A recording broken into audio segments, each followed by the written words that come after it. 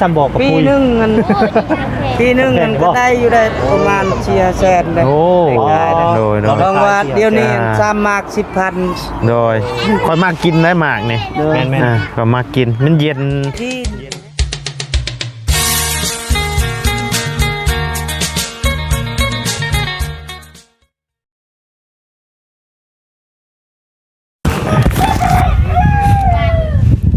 กราบสบายดีและสวัสดีเด้อพ่อแม่พี่น้อง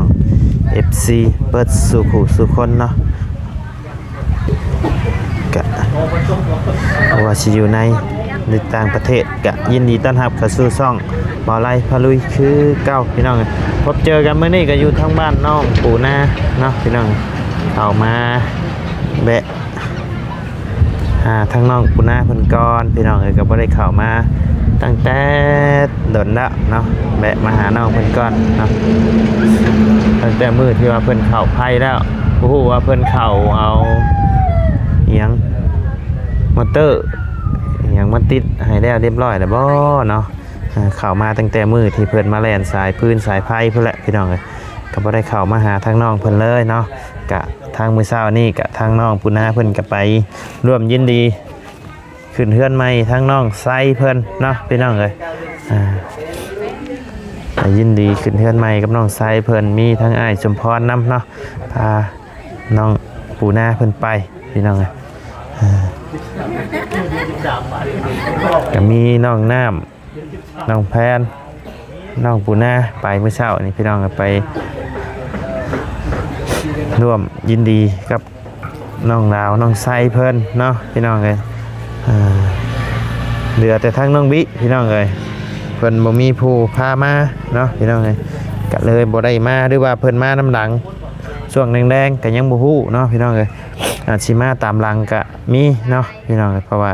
ที่ว่าทางน้องบิเพิ่นไปเฮียนบ่ตอนแรงหรือว่าจังใดก็โอ้โหเนาะพี่น้องเลยโอเคซะเนาะเดี๋ยวเข้าไปหาทางน้องปูนาเพิ่นก่อนเพิ่นเอาไงได้ยินว่าทางน้องปูนาเพิ่นว่าทางอ้ายสมพรเพิ่นสิเฮ็ดห้องน้ำบ่สิเฮ็ดห้องน้ำพี่น้องเลยก็เลยเข้ามาอัปเดตให้พ่อแม่พี่น้องได้เบิ่งได้ชมน้ำกันเนาะพี่น้องเลยไปเดี๋ยวเข้าไปหาทางน้องปูนากันเลยเนาะพี่น้องไปเนาะพี่น้องเปิดพาดมากับเท่าโอ้ ตามที่สร้างจด เอาสบายดีเด้อเนาะโดยสบายดีว้าวยังกันนี่อันเช็ดห้องน้ำ เช็ดห้องน้ำบ่โดยอ๋อช่างเครื่องยังมาแล้วบ่เอาให้ชุดก้อนนั่นแหละเรือแต่ต่อไฟอันก็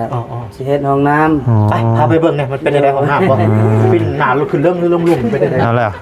ปิ่นหน้าขึ้นเทิงนี่สิเข้าได้นี่เนาะข้านเข่าโอ้ยเอ้าจะขุดอยู่นี่บ่บัดนี้เอาอยู่แต่ก่อนนั้นมันมีน้ำ โอ้ น้ำพ่นนะ โอ้ อันบัดอยู่ในหันได้ซะบัดนี้อยู่ในหันปะบ่ปะโอ้ต้นหาเฮ็ดแล้วเนาะอันบ่แม่นขุดแล้วเอาใช้ท่อเรียบร้อยแบบสิเฮ็ดเอาชะโครกปะได้นี่ได้บ่เช่นแบบนี้บ่ตัวนี้คือว่าเฮามีท่อย่างใช่แม่นต้องเฮา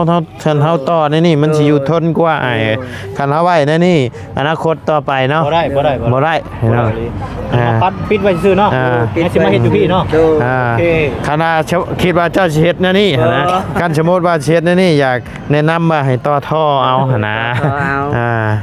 มันสิก็ว่าสิเฮ็ดห้องน้ำโดยเด้2x3ว่าสิเฮ็ด2ห้อง 2x3 เฮ็ด2ห้องโดยใช้ดินเจ้าครับใช้นี่นี่ค่ะแม่นค่าหัวนี่บ่หรือว่าฮอดพุ่นอีกบ่ฮอดพุ่นอีกบ่ค่ะนี่แหละนี่อันนี้ค่าหัวนี่บ่อ๋ออ้อมอันนี้ตัวนี้ละคอกหมูที่กันอ๋อตะกี้เป็นคอกหมูอ๋อเลี้ยงหมูเด็กน้อยไล่ไก่เขาแทกมาอยู่เฮือนแล้วเขาโดดใส่อยู่คอกนี่หมูเต้นนั่นเลิกลุยแอวมันแอวก็เลยขายบัดนี่บ่ค่าเฮ็ดพูดเอาอ๋อน้อยเอาไว้กะอีโตนเพิ่นเนาะโดยเพราะว่ามันถือผ้าแล้ว ทั้งหมด10โตพุ่นลูกมันเสียดายนี่เฮ็ดได้ไอ้น้อง จำเป็นเนาะ หมู่กูโดย ตึกน้อยบ่โดดใส่ โดยเล็กน้อย เจ้าชายจักท่อนี่ไอ้ 6 6บ่นี่โอ้โลกดีเลยพี่น้องเอ้ยผู้ 3 เมตร 3 เมตรโอ้คักๆ6ท่อนี่ ต้องว่าท่อตัวนี้เขาจ่ายนี่ก็บ่มีเหล็กเด้บ่เฮาจะเจาะหูบ่มี โดย ให้ เจ้าเฮ็ดเองบ่นี่ เฮ็ดเอง อันที่สิเฮ็ดห้องน้ำนี่สิเฮ็ดเองบ่ บ่จ้างเขาบ่เป็น จ้าง บ่เป็นจักดี อ๋อ เลย โดย มีแต่ตัวนี้แหละ จะพุทธ โดยมีแต่กูด โดย อย่ามันยังว่าใครยัง ก็โดย นี่ก็ว่าในน้องซอยกัน โอ้โดยใครหรอกไอ้น้องเพิ่นลายพี่น้องเอ้ยซอยกันขุดจักมื้อนี่ 2 มือ สองมื้อ โดย โอ้เนาะเลิกได้ ตาม ดิน คน ดินนี่บัดดินแข็งยับมันนี่ โดยตั้ง แข็งเลยนี่ เห็นเป็นหมาหินพี่น้อง โดยอ่า โอ้แก่งนี่ อ่า เป็นบ่ โอ้ ยำ พี่น้อง หัวเข่าดอกพี่น้อง โอ้อย่าว่าแต่ย่ำเลยขุดนี่ก็ยากแหละอ่าเล็กน้อยลายพี่น้อง ทา นะ งเบาลาวทุกคนยังเหลือ7 ล้าน โอ้ยังเดือตอนนี้7 ล้านบ่ตอน โอ้ย7 ล้านละ อ่า อายสิเอาเงินอายอีก อ๋อ 300,000 โดย ก็ยังบ่พอวงกบบ่อันนั้นวงหนึงแล้วก็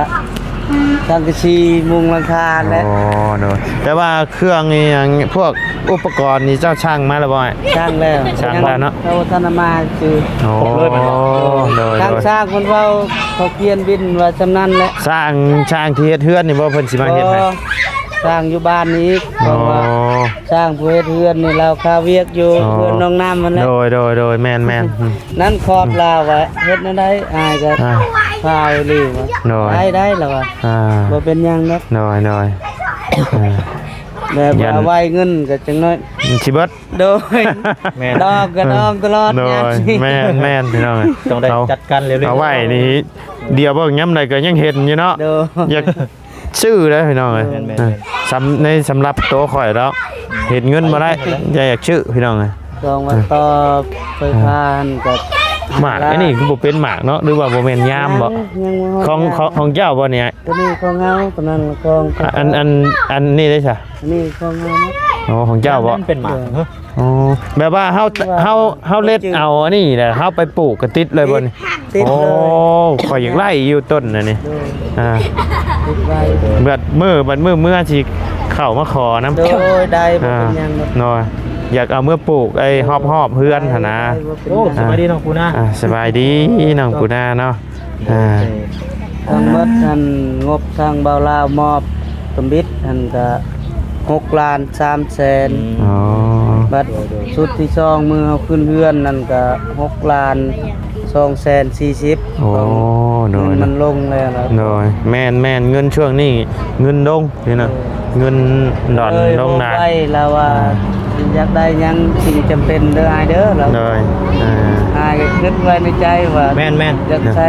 อยากต่อไฟฟ้าแล้วก็อยากเฮ็ดห้องน้ำว่า โดยสิสะดวกสบายเนาะ ก็โดย อ่า โดย โอ้คอหักอีกแล้วโอ้ยเบิ่งนี่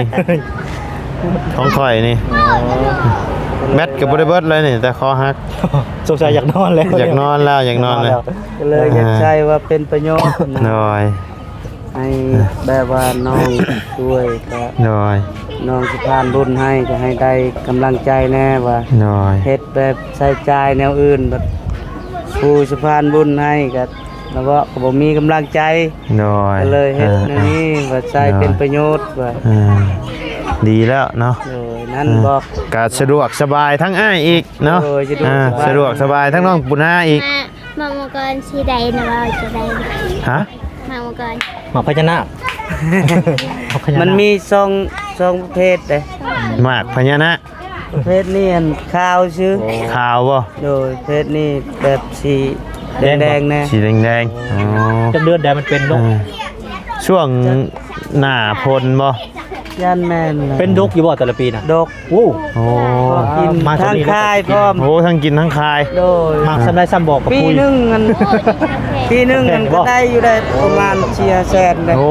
ได้ได้ โดยโดย บางว่าเดี๋ยวนี้3มาก10,000 โดยค่อยมากินได้หมากนี่ โดย แม่น ก็มากินมันเย็น กิน เย็น แห้ง ท้องดี ครับ พี่น้องอะ ตอนเราเศร้าอยู่นี่ โดยโอ้โดยโดยมันชุกบ่ได้บ่นี่นะ ชุกแล้ว โอ้ฮักอีกแล้วโอ้โหพี่น้องเอ้ยข้อฮักอีกแล้วบ่น้อยเอ้ย เป็น อ่าชุกเลยติ ชุกบ่ ชุกเลยเด้ ไปทางไฟ ชุกเลยชุกเลยอ่า บ่แซ่บดอกค่ะ บ่แซ่บบ่ บ่ใช่ก็ อืม บ่ใช่ก็สิไปทางไฟให้มันเสร็จ น้อย มันเป็น อ่า สีขาวสีเหลือง น้อย เป็นอยู่ต้นอันนี้ก่อนม่วงก่อน ฮ้อนเนาะมื้อนี้เนาะ อ่อนๆหลาย ฝนสิตกอีกบ่ยัก ฝนตกนี่งามแท้มัน ฝนตกนี่งามอืมจะปลูกได้ว่ามันปีนี้ จะซ้ำเก้านะ ซ้ำเก้าเนาะ มีบนเฮ็ด อืมน้อยน้อย อันนี่ก็เฮ็ดกินแม่ อ๋อ ที่สิมานี่ว่าสิส่งคืนให้ลาว อ๋ออาสิชงคืนเนาะ โดย ชงคืนน่ะสิเฮ็ดใช้อยู่ใช้บัดนี่ อยู่ดินเฮาเองเด้แบบ อืม มันเป็นคอยแนวนี้ อื ดิน ม ก็เลยขอเฮ็ดน้ำข้าวก่อน น้อยแล้วรถที่ไทยได้บ่ลูก อย่าเหยียบคักเลย 3 เมตรพุ่นเด้ โอ้โห เอาขึ้นบ่ได้เด้อ่า สรุปแล้วมือได้มาฮอดอุปกรณ์นี่ประมาณ ว่าตอนแรกนี่ ตอนแรกนี่บ่ อ๋อตอนแรกเนาะ เอา มาตอนแรก ยินดีนำน้องปูหลายๆเนาะที่ได้ห้องน้ำแล้ว บ้า บ้าน น ทางทีมงานนั่นแหละ เออ น้อย ที่มาสะพานบุญให้ ทางไอ้มอเตอร์ไผหยังเพิ่นมาติดให้เรียบร้อยแล้วบ่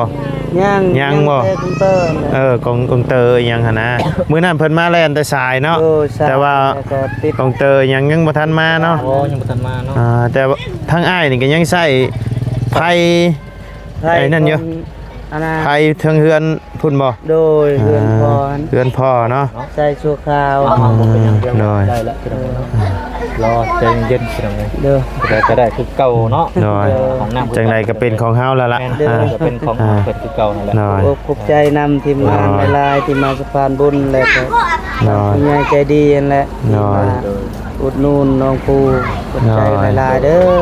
น้อยน้อยน้อย เอาสั่นกะมื้อหน้ามื้อไหนสิมาอัปเดตใหม่มาเยี่ยมมายามใหม่เด้อ เด้อ น้อย ทางข่อยก็สิกลับก่อนบัดนี้เด้อ เด้อ สวัสดีเด้อ สบายดี โอ้ยสบายดีพี่น้องเอ้ย น้อย โชคดี เนาะโอเคสเนาะพ่อแม่พี่น้องสำหรับคลิปนี้ก็ทางมาไล่ก็สิได้ขอจบคลิปลงไว้เพียงสำนี้กันเด้อพี่น้องเด้อขอบุญขอบคุณพ่อแม่พี่น้องและ FC เบิดสุขุสุขคนเนาะที่เข้ามาติดตามและให้กำลังใจทั้งช่องมาไล่พะลุยเนาะพี่น้องสำหรับคลิปนี้ก็ไปแล้วพี่น้องสำบายดี